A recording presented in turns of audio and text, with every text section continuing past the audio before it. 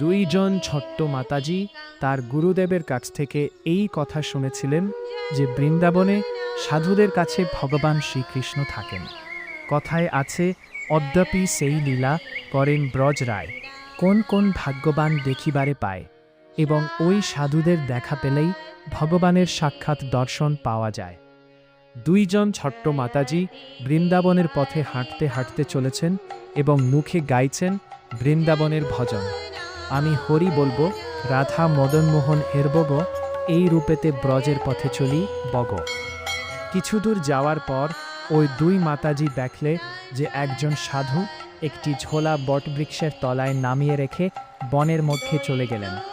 দেখামাত্র ছোট্ট মাতাজি কৌতূহলী হয়ে দেখতে গেলেন এবং ঝোলা খুলে দেখলেন যে একটি গোপালজি ঝোলা মধ্যে আছে।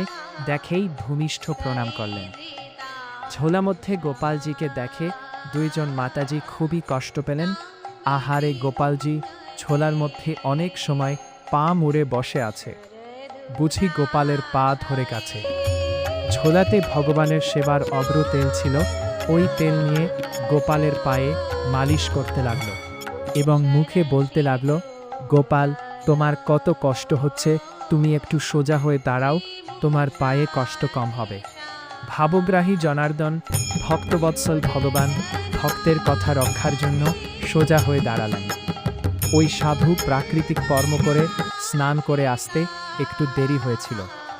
এসে সাধু দেখে চক্ষু চরক গাছ, একই মহিমা।